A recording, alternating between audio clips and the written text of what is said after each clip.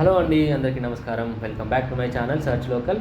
ఈ వీడియోలో నేను తెలంగాణలో రాష్ట్ర ప్రజలకి కాంగ్రెస్ ప్రభుత్వం అనేది ఇందిరమ్మ ఇళ్లకు సంబంధించినటువంటి మంజూరు పత్రాలు అయితే దాదాపుగా 72,000 మందికి ఇవ్వడం జరిగింది. దీనికి సంబంధించి మొన్న ఆల్రెడీ నారాయణపేట్ జిల్లా లోపల మన సీఎం రేవంత్ రెడ్డి గారు ముగ్గు పోసుకునేటటువంటి కార్యక్రమం కూడా పాల్గొనడం జరిగింది. దీని తర్వాత ఇప్పుడు ఎంతమందికి అయితే ఈ యొక్క మంజూరు పత్రాలు అయితే వచ్చినాయో వాళ్ళంతా కూడా ఏంటంటే ఫస్ట్ ఫేజ్ కింద డబ్బులు రావాలి అంటే ఖచ్చితంగా వీళ్ళైతే పునాదులు అంటే బేస్మెంట్ అనేది కంపల్సరీగా నిర్మించుకున్న తర్వాత మాత్రమే గవర్నమెంట్ వాళ్ళైతే డబ్బులు రిలీజ్ చేస్తామని చెప్పడం జరిగింది. దీనికి సంబంధించి ఇందిరమ్మ ఇళ్ళ ప్రక్రియలో భాగంగా ఈ యొక్క ప్రక్రియను వీళ్ళు వేగవంతం చేయడానికి, అదేవిధంగా లోన్ తీసుకున్న ఈ యొక్క లబ్ధిదారులు ఎవరైతే ఉన్నారో, డబ్బులు తీసుకునేటువంటి ప్రజలు ఎవరైతే ఉన్నారో వాళ్ళు ఇంటి నిర్మాణం మధ్యలోనే ఆపేయకుండా ఈ ఇచ్చినటువంటి 5 లక్షలతోనే ఇంటిని వాళ్ళు సంపూర్తిగా కట్టుకునేటటువంటి విధంగా గవర్నమెంట్ అనేది కొన్ని చర్యలు చేపట్టింది. ఎందుకంటే గతంలో చూసుకున్నట్టయితే ఒక ఇల్లు కట్టుకోవడానికి మనకు మామూలుగా 3 నుంచి 5 లక్షల వరకు ఈజీగా అయ్యేది. ఇప్పుడున్నటువంటి ఖర్చు, ఇప్పుడున్నటువంటి ఈ ఇసుకకు సంబంధించినటువంటి ఖర్చు కానివ్వండి, స్టీల్కి సంబంధించి కానివ్వండి, అదేవిధంగా సిమెంట్కి సంబంధించి కానీ ఈ ప్రైజులు ఏదైతే ఉన్నాయో వాటితో పోల్చుకుంటే నిజంగానే వీళ్ళు ఇచ్చినటువంటి ఈ యొక్క 5 లక్షల రూపాయల ఇల్లు అనేది అవుతుందా కాదా అని చెప్పేసి కూడా గవర్నమెంట్ వాళ్ళు ఆలోచిస్తున్నారు. దీనికి సంబంధించి ఏంటంటే గవర్నమెంట్ వాళ్ళే కొన్ని నిర్మాణ పద్ధతులు అనేది కొన్ని సూచిస్తున్నారు. వీటి ద్వారా ఏంటంటే ఈ తక్కువ ఖర్చుతో అయినా కూడా ఈ 5 లక్షల రూపాయల్లోనే మంచి ఇల్లు అనేది ఎలా కట్టుకోవచ్చు అనే దాని మీద వాళ్ళు కొంచెం కసరత్తు చేసి ప్రజలకి దీని గురించి వాళ్ళు ఎక్స్ప్లెయిన్ చేయబోతున్నారు. అదేవిధంగా దీనికి సంబంధించి గవర్నమెంట్ వాళ్ళు ఏం చేస్తున్నారంటే మేస్త్రీలను ఒక 113 మంది మేస్త్రీలకు ఆల్రెడీ ఇల్లు అనేది ఎలా కట్టుకోవాలి అని చెప్పేసి లబ్ధిదారులకు సూచించే విధంగా వీళ్ళకైతే శిక్షణ తరగతులు అయితే వీళ్ళు ఆల్రెడీ చేపట్టబోతున్నారు. ఈ యొక్క మేస్త్రీలు 113 మంది మేస్త్రీలు వాళ్ళ కింద ఉన్నటువంటి మేస్త్రీలకి ఈ యొక్క కన్స్ట్రక్షన్ అనేది ఏ విధంగా చేయాలి, ఎట్లా చేసుకుంటే తక్కువ ఖర్చుతో వాళ్ళు ఇల్లు అనేది సంపూర్తిగా వీళ్ళు నిర్మించుకోవచ్చు అనే దానిపైన కూడా వీళ్ళకి ట్రైనింగ్ అనేది ఇవ్వబోతున్నారు. సో మనం చూసుకున్నట్టయితే ఇందిరమ్మ ఇళ్లకు సంబంధించి మొదటగా కాంగ్రెస్ ప్రభుత్వం అనేది ఏం చెప్పిందంటే మినిమము 400 చదరపు అడుగుల కన్నా ఇంటి విస్తీర్ణం అనేది తగ్గొద్దు అని చెప్పడం జరిగింది. కానీ ఇప్పుడు వాళ్ళు ఏం చెప్తున్నారంటే మినిమం 400 చదరపు అడుగులు తగ్గకుండా పెట్టుకోండి, మ్యాక్సిమం 600 చదరపు అడుగుల కన్నా పెరగకుండా చూసుకోండి అని చెప్పి చెప్తున్నారు. ఎందుకంటే ఇంటి నిర్మాణం అనేది ఈ యొక్క విస్తీర్ణం అనేది ఎక్కువైనా కొద్దీ నిర్మాణ ఖర్చు అనేది పెరుగుతుంది. కాబట్టి ఈ 5 లక్షల లోపల మీరు నిజంగా మంచి ఇల్లు కట్టుకోవాలంటే మీ యొక్క ఇంటి విస్తీర్ణం అనేది 600 చదరపు అడుగుల కన్నా స్క్వేర్ ఫీట్ కన్నా ఎక్కువగా ఉండకుండా చూసుకోండి అని చెప్పేసి కూడా గవర్నమెంట్ వాళ్ళు చెప్తున్నారు. సో గవర్నమెంట్ వాళ్ళు ఇంకేం చెప్తున్నారు అంటే వీళ్ళు సజెస్ట్ చేసిన 4 నమూనాలు ఏవైతే ఉన్నాయో, ఒకటి షార్ట్ కాలం కన్స్ట్రక్షన్ అని, ఒకటి సెకండ్ది షియర్ వాల్ పద్ధతి, మూడవది స్టోన్ రూఫింగ్ విధానం, నాలుగవది పిల్లర్ రూఫింగ్ విధానం. ఈ 4 పద్ధతుల్లోనే కట్టుకోవాలంటే అట్లేం లేదు, మీకు ఏ విధంగా నచ్చితే ఆ విధంగా కట్టుకోవచ్చు. కాకపోతే ఈ 4 పద్ధతులు ఏవైతే నిర్మాణ పద్ధతులు గవర్నమెంట్ వాళ్ళు సజెస్ట్ చేస్తున్నారో వీటి ద్వారా ఏంటంటే నిర్మాణ ఖర్చు అనేది తగ్గుతుంది. సో వారు ఇచ్చినటువంటి 5 లక్షల లోపల ఈ యొక్క 4 డిజైన్లను మనం చూసినట్లయితే మనకు ఆ 5 లక్షల లోపల ఇల్లు అనేది కట్టుకోవచ్చు అని చెప్పేసి గవర్నమెంట్ వాళ్ళు భావిస్తున్నారు. అలా కాకుండా జనాలు మామూలుగా ఎవరైతే లబ్ధిదారులు ఉన్నారో వాళ్ళు వాళ్ళకి నచ్చిన విధంగా కూడా ఇంటిని నిర్మించుకోవచ్చు. ఓకేనా, వాళ్ళ ఆర్థిక పరిస్థితిని సహకరించని పక్షం లోపల ఈ 4 ఏదో ఒక పద్ధతిలో ఇంటిని నిర్మించుకోవచ్చు అని చెప్పేసి మనకు సమాచారం అయితే ఉంది. ఇప్పుడు గవర్నమెంట్ వాళ్ళు ఇచ్చినటువంటి 4 నిర్మాణ పద్ధతులు ఏంటి, వీటి లోపల ఉన్నటువంటి లాభాలు ఏంటి, నష్టాలు ఏంటి అని చెప్పేసి నేను మీకు ఈ వీడియోలో ఇంకా క్లియర్గా ఎక్స్ప్లెయిన్ చేయబోతున్నాను. సో దయచేసి ఎక్కడ కూడా మీరు స్కిప్ చేయకుండా చివరి వరకు చూడండి. చూసిన తర్వాత మీకు నచ్చినట్లయితే ఈ వీడియోని లైక్ చేయండి, షేర్ చేయండి. ఇలాంటి మరిన్ని వీడియోస్ కోసం మన ఛానల్ ఇప్పుడే సబ్స్క్రైబ్ చేసుకోండి. సో మొదటగా గవర్నమెంట్ వాళ్ళు ఇచ్చినటువంటి మోడల్ డిజైన్ ఏంటి, నిర్మాణ పద్ధతి ఏంటంటే ఒకటి షార్ట్ కాలం కన్స్ట్రక్షన్. ఇది బేసిక్ ఏంటంటే నేను చదువుతాను, దీని తర్వాత మీకు నేను క్లియర్గా ఎక్స్ప్లెయిన్ చేస్తాను, జస్ట్ వినండి. సో ఇళ్ల నిర్మాణంలో స్టీల్ వ్యయం చాలా ఎక్కువ, దీన్ని తగ్గించేలా ఈ డిజైన్ను అనుసరిస్తారు. పునాది స్థాయి వరకు మాత్రమే కాలమ్స్ ఉంటాయి. కాలమ్స్ అంటే పిల్లర్స్ ఉంటాయి, పైన ఫ్లింత్ బీమ్స్ ఉంటాయి. మధ్యలో పిల్లర్లు లేకుండా వీళ్ళు ఏం చేస్తారంటే కాంక్రీట్ గోడలు వేస్తారు. ఇందిరమ్మ ఇళ్లలో పై అంతస్తులు ఉండేటటువంటి అవకాశం లేదు కాబట్టి ఈ నమూనా బాగుంటుందని చెప్పేసి అధికారులు చెప్తున్నారు. సో ఇక్కడ ఏం చెప్తున్నారంటే వీళ్ళు ఇళ్ల నిర్మాణంలో స్టీల్ అనేది ఎక్కువ ఖర్చు అవుతుంది, దీన్ని తగ్గించేటందుకు ఈ డిజైన్ వాళ్ళు ఇంప్లిమెంట్ చేయబోతున్నారు. పునాది స్థాయి ఎక్కడైతే ఉందో దాని వరకు మాత్రమే కాలమ్స్ ఉంటాయి, పిల్లర్స్ ఉంటాయి, దానిపైన ఫ్లింత్ బీమ్స్ వేస్తారు. మధ్య లోపల పిల్లర్స్ లేకుండా వీళ్ళు ఏం చెప్తున్నారంటే ఇక్కడ కాంక్రీట్ గోడలు అనేది ఉంటాయి.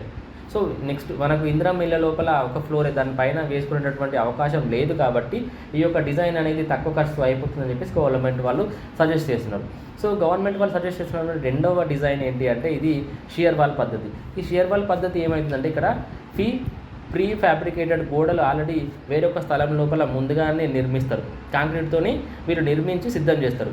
దాన్ని ఏం చేస్తారంటే పునాదుల పైన డ్రిల్ వేసి రాడ్స్తో ఈ యొక్క గోడలను వీళ్ళు అనుసంధానం చేస్తారు.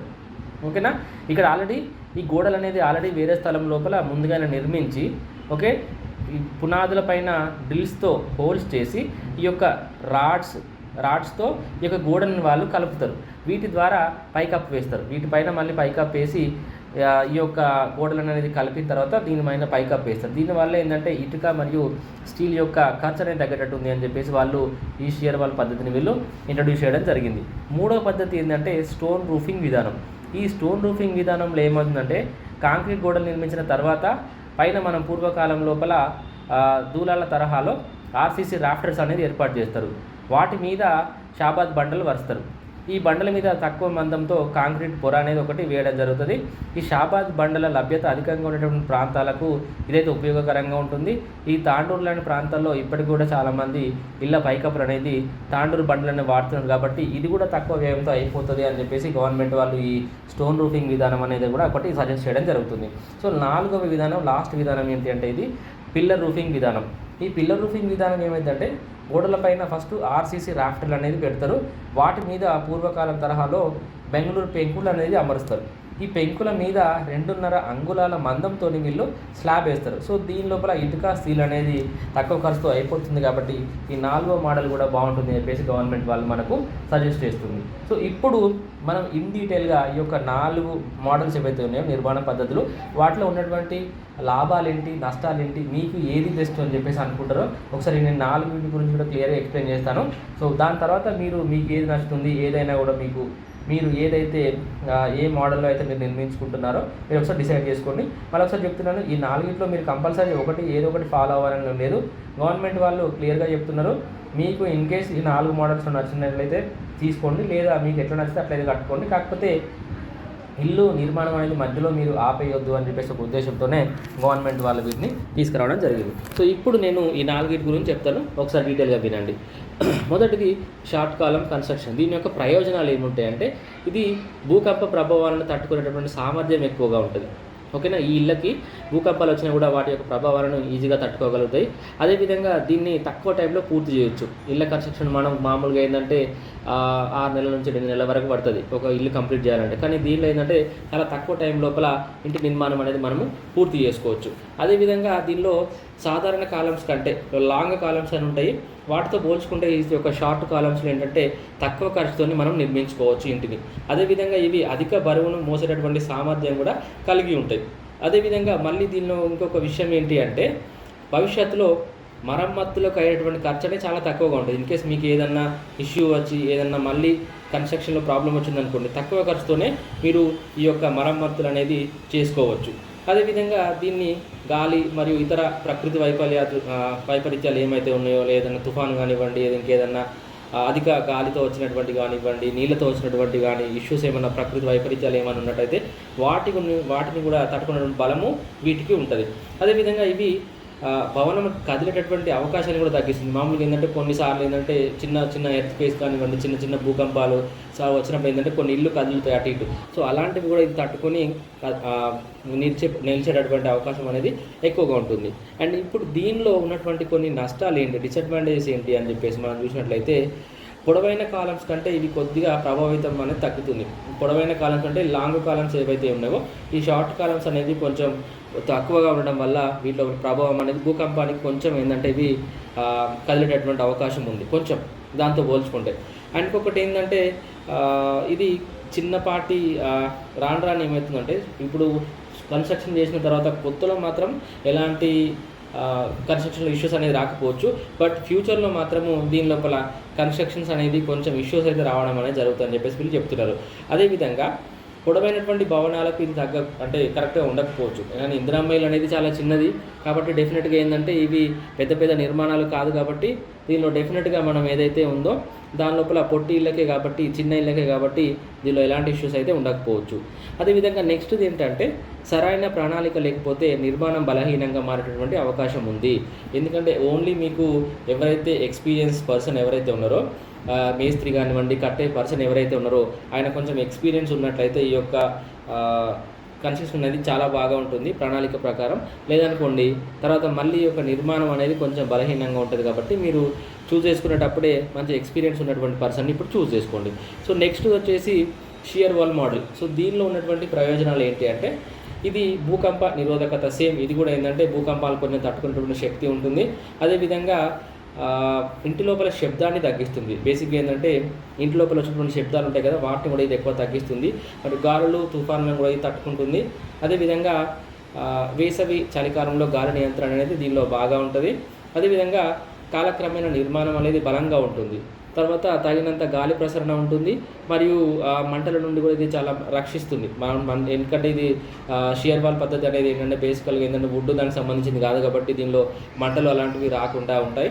అదేవిధంగా ఎక్కువ స్పేస్ అనేది ఉంటుంది లోపల ఇంటర్నల్గా మనకి ఏంటంటే ఎక్కువ స్పేస్ అనేది దీనిలో దొరుకుతుంది. అదేవిధంగా ఫ్యూచర్లో కూడా మనం ఏదైనా కావాలనుకున్నప్పుడు కూడా దీన్ని మంచిగా అధిక ధరకు కూడా మనం దీన్ని అమ్ముకోవచ్చు అని చెప్పేసి వీళ్ళు చెప్తున్నారు.